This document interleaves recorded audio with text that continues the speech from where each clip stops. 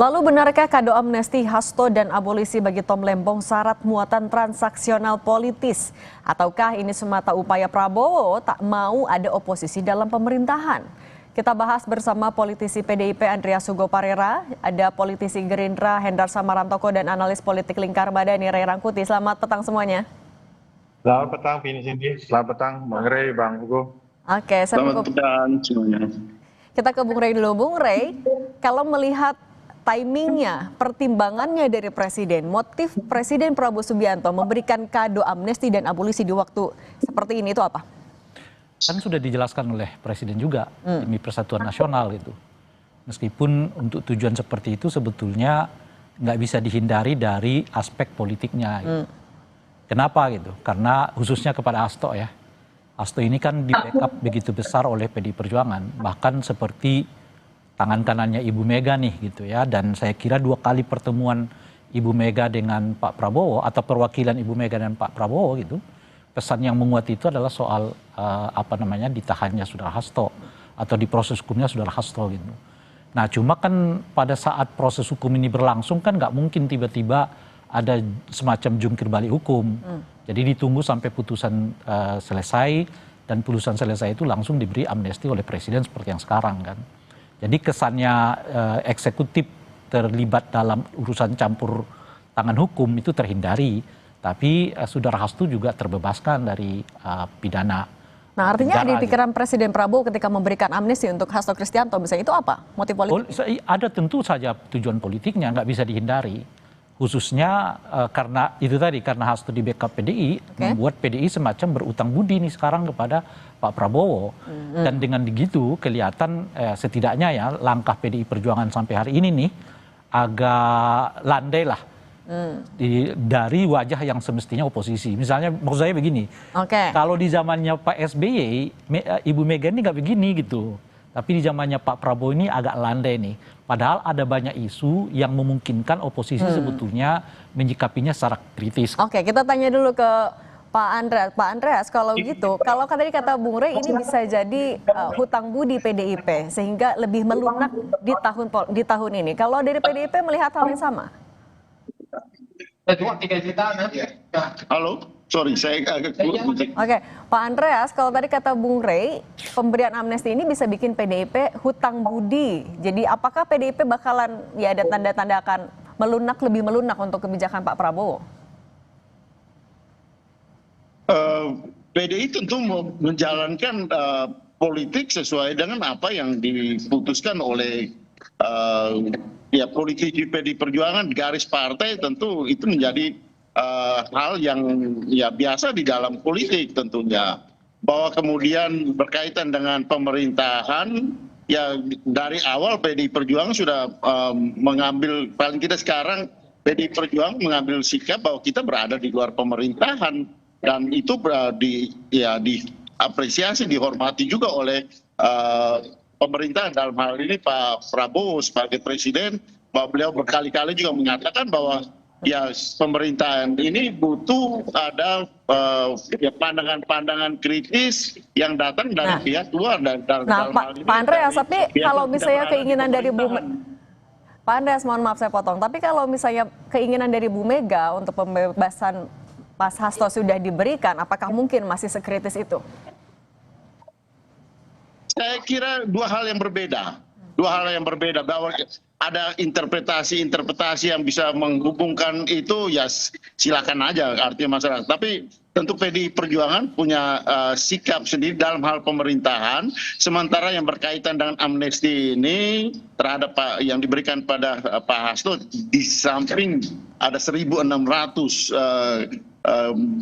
mereka yang juga memperoleh amnesti. Dan setahu saya, karena saya kebetulan di Komisi 13, kami mengikuti benar bagaimana kebijakan dari pemerintahan, dari Pak Prabowo sejak awal di proses pemerintahan ini, yang hendak memberikan amnesti kepada mereka-mereka yang ada di dalam tahanan dengan berbagai kriteria gitu. Di samping Pak Hasto masih ada 1.600 yang lain gitu. Dan itu pertimbangan yang berkaitan dengan penghinaan terhadap presiden, Dan kasus Pak Hasto ini sejak awal kami melihat bahwa peristiwa mulai dari pemeriksaan kembali Pak Hasto itu sangat kuat nuansa politisnya gitu. Dan ini yang mungkin menjadi salah satu pertimbangan bahwa ya amnesti ini diberikan pada Pak Hasto karena pertimbangan-pertimbangan politik juga gitu. Bahwa amnesti itu penghapusan terhadap hukuman itu salah satu tujuannya adalah ya rekonsiliasi politik untuk menjaga stabilitas dan pihak-pihak yang ada di dalam pemerintahan. Pernah terjadi juga di zaman awal pemerintahan Pak Dur pada waktu itu ketika memberikan amnesti pada para tahanan politik seperti termasuk Budiman Sujatmiko dan kawan-kawan pada waktu itu. Pak Andreas, tapi kalau misalnya melihat timingnya sendiri, pemberian amnesti ini di H-1 Kongres, Anda bisa membaca ini sebagai bentuk ya Pak Prabowo juga sedang mengejar agar hasil Kongres semakin mendukung pemerintahan Pak Prabowo? Ya silakan aja menginterpretasikan itu buat kami tidak ada masalah soal itu gitu. Tapi yang pasti bahwa ya kita memberikan apresiasi yang tinggi pada Pak Presiden karena Presiden melihat ada hal-hal yang berkaitan dengan proses pengambilan proses keputusan yang berkaitan dengan proses peradilan terhadap Pak Hasto ini gitu. Dan ini sejalan dengan apa yang kami lihat juga selama ini bahwa saya mengikuti beberapa kali proses peradilan Pak Hasto 2 kali 3 kali saya ikut dan saya melihat bagaimana lemahnya pembuktian terhadap tuduhan-tuduhan yang diberikan pada Pak Hasto. Dan sayangnya ketika putusan itu hakim tidak berani memberikan putusan bebas pada Pak Hasto. Nah, ini kita tanyakan dulu ke Bang Hendarsam ya Pak Andreas. Nah, kalau tadi kata Pak Andreas kan ini syarat sekali muatan politik, kemudian dibawa ke ranah hukum dan kemudian tapi Bang Hendarsam pemberian amnesti ini mendapatkan kritik dari aktivis. Dibilang ini kental sekali dengan transaksional politik. Dari Gerindra menangkap hal itu? Kan gini melihatnya bahwa apa yang diberikan, amnesti yang diberikan kepada Mas Hasto ini kan one package. Jadi bukan hanya kepada Mas Hasto saja, tapi juga diberikan kepada 1.116 orang lain yang klasternya kurang lebih sama.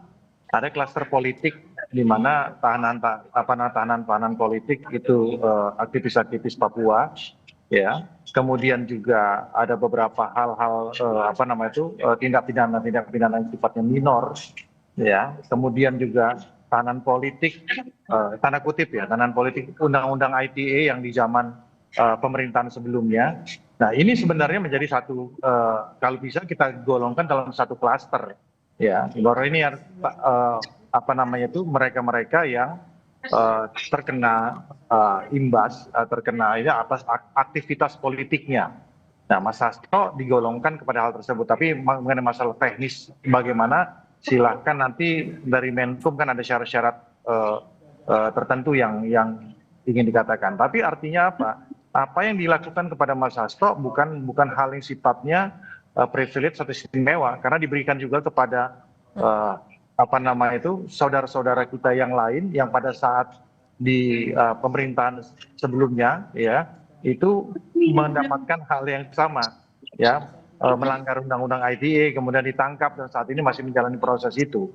Dan itu adalah spirit dari pemerintahan Pak Prabowo, di mana pada saat itu sudah saya juga beberapa kali menjadi narasumber sering sekali menyampaikan waktu itu targetnya 44.000. Ya, tahanan itu kan dibebaskan, kemudian yang baru memenuhi syarat itu 1.116 saat ini. Dan artinya ini kan termin pertama dari hal tersebut. Oke, kalau misalnya tadi kata Bang Hendarsam tidak istimewa, Bung Rey, tapi apakah akan ada dampak politik, akan ada konsekuensi politik yang akan dirasakan juga? Tapi nanti jangan dijawab dulu, kita akan kembali Kompas Petang sesaat lagi.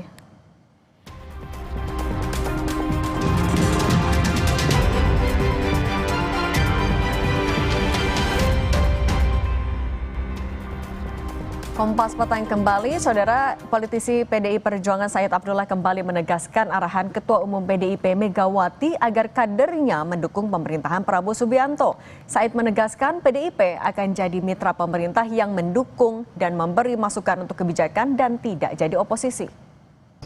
Kita akan mendukung pemerintah sebagai sparring partner, sebagai penyeimbang, no oposisi. Itu artinya PDIP akan menjadi mitra strategis. Mitra strategis pemerintah. sparring partner. Jika pemerintah benar, programnya kami akan di depan. Jika kurang benar, kami akan memberikan alternatif solusi yang terbaik bagi pemerintah. Kita juga masih bersama dengan Bung Ray Rangkuti, Pak Andreas Hugo Parera, dan Bang Hendar Samarantoko. Pak Andreas, tadi kalau kata Pak Said Abdullah, jadi mitra strategis bukan mitra kritis. Ini gimana artinya membaca sikap PDIP ke depannya? Ya, PDI Perjuangan menjadi partai yang berada di luar pemerintahan, tapi tentu menjalankan fungsi kontrol di DPR gitu. Dalam hal ini ya pandangan-pandangan kritis terhadap pemerintahan, proses pemerintahan yang berjalan ya tetap bisa dilakukan gitu. Dan saya kira pemerintah ini pun membutuhkan ada pandangan-pandangan kritis dari ya DPR dan PDI Perjuangan siap memberikan pandangan itu. Saya kira sudah berkali-kali Pak Prabowo juga menyampaikan hal tersebut gitu. Jadi saya kira proses pemerintahan berjalan seperti biasa, seperti sekarang apa yang kita jalankan gitu. Jadi tidak ada hal yang luar biasa dan tidak ada masalah untuk itu. Nah, kalau misalnya tadi seperti yang disampaikan, tidak oposisi dan akan jadi mitra strategis, Bang Ray, mungkinkah akan kritis pandangan-pandangannya? Memaksakan oposisi di dalam sistem yang tidak mengenal oposisi dan koalisi, gimana? Oke, Pak Andreas, kita ke Bung Ray dulu. Bung Ray, tadi kalau tidak ada oposisi hal dan yang akan aneh bin ajaib gitu. Kita dari dulu memaksakan bahwa kapan di Republik ini Oke, Pak Andreas, kita tahan dulu Pak Andreas. Koalisi selain di tahun 55 gitu. Oke, ketika sistem parlementer Pak Andreas tahan dulu ya. Situ. Oke, kita tanya tanggapan dari Bung Ray dulu. Bung Ray, ya tadi kalau tidak ada oposisi jadi mitra strategis, mungkinkah masukan pandangan dari PDIP akan bisa tetap kritis? Ya, saya kira untuk tahun ini jangan terlalu berharap dulu. Jadi setidaknya tahun 2025 ini mungkin sikap PDI seperti yang sekarang kita lihat lah ya. Karena sebenarnya kalau dilihat dari banyak isu nih sebetulnya yang bisa diambil oleh mereka yang tidak bermitra dengan pemerintah ya. Masuknya bukan bagian dari pemerintah.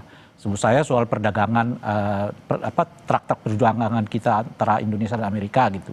Lalu yang terbaru ini soal pemblokiran bank rekening kita dan sebagainya. Itu isu-isu yang kalau sekiranya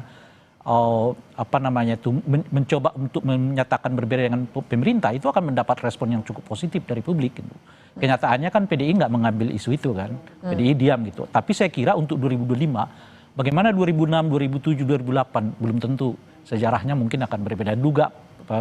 Masalahnya juga akan berbeda, pendekatannya akan berbeda. Itu satu.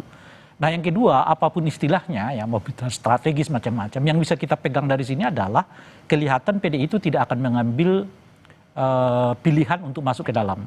Jadi mereka berada di luar.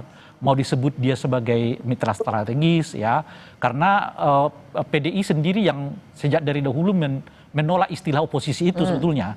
Ya mungkin tidak oposisi apalah namanya, tapi yang bisa kita sebutkan itu PDI akan tetap berada di luar.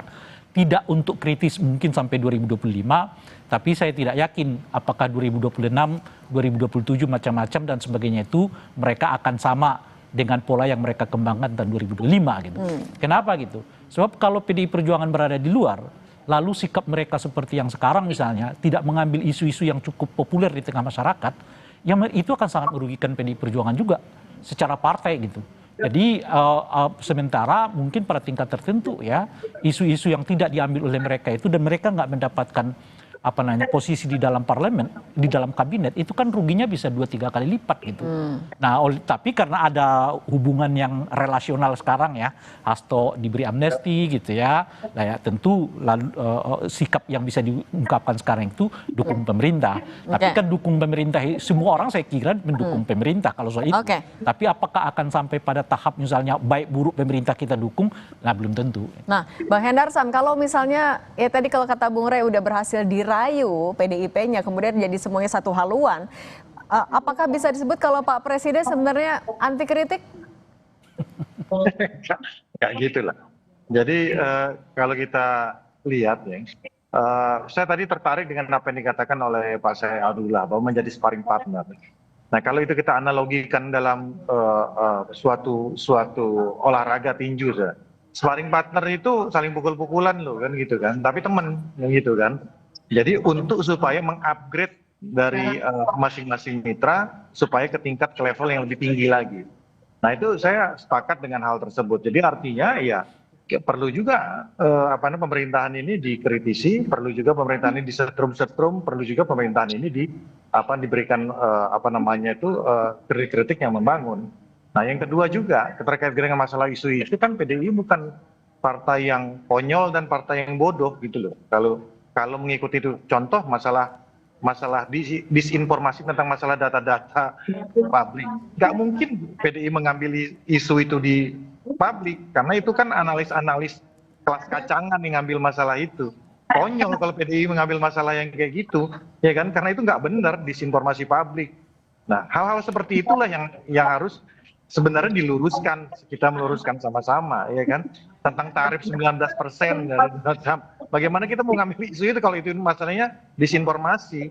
Banyak sekali informasi nggak benar tentang masalah itu, ya kan? Nggak mungkin partai-partai sekelas oposisi sekalipun, kalaupun itu dikatakan oposisi atau tidak masuk dalam pemerintahan seperti PDI, mengambil isu itu sekedar asal beda, malah itu akan mendowngrade PDI itu sendiri. Oke, ya kan? nah hal-hal seperti inilah maksud saya diletakkan ke hal-hal yang benar-benar sifatnya objektif.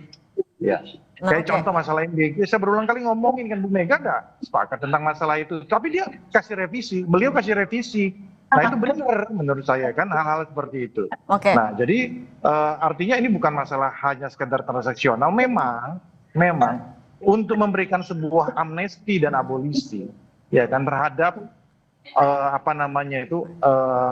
kita anggap ya kan dua tokoh yang tadinya berkontestasi ya, itu nggak gampang, perlu orang yang mempunyai sifat negarawan dan wisdom yang tinggi. Oke. Gitu loh.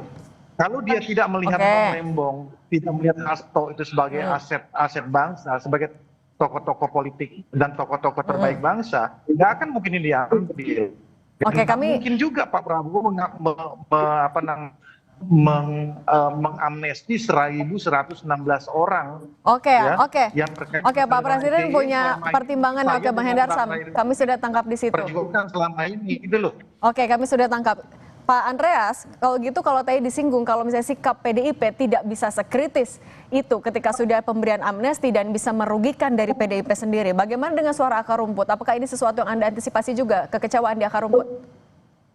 Kekecewaan seperti apa Mbak? Sorry saya nggak terlalu dengar agak. Kecewa karena PDIP tidak lagi bisa kritis. Oh enggak dong, PDI Perjuangan kita bisa mengkritik, kenapa tidak gitu? Artinya di akar rumput tidak ada kekhawatiran itu juga, Pak? Ya jangan khawatir lah, jawaban saya jangan khawatir. Kalau PDI Perjuangan itu enggak, istilahnya apa, nggak usah ajarin ikan berenang lah gitu. Kita sudah cukup berpengalaman di dalam bagaimana menghadapi berbagai situasi di dalam pemerintahan ini gitu, baik di dalam maupun di luar. Saya tambahin ya, Bang Hugo ini di DPR ya. Singkat saja Bang Hendar Sam.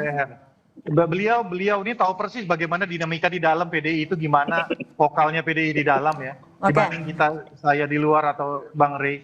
Beliau tahu persis tuh gimana PDI galaknya di dalam tuh. Itu sudah. Mau di luar mau di dalam. Oke, baik. Bung Rey, terakhir singkat saja. Artinya apa yang perlu kita juga sebagai publik antisipasi dengan ya usai pemberian amnesti dan bagaimana sikap PDIP ke depannya? Ya kalau sikap PDI itu urusan mereka kan, seperti apa gitu. Cuma kita bisa memberi pandangan dan masukan. Pandangannya apa? Kalau PDI masuk bergabung dengan pemerintahan Pak Jokowi, saya kira itu terlalu besar pengorbanan yang mereka lakukan untuk sekedar membebaskan saudara Hasto. Kalau secara demokrasi juga? Ya tentu lebih merugi lagi. Nah oleh karena itu mungkin lebih tepat mereka berada di luar, melakukan kerja-kerja ya yang istilahnya oposisi, meskipun itu mereka ditolak oleh PD Perjuangan istilah ini gitu. Mereka menyebut sebagai mitra kritis gitu ya.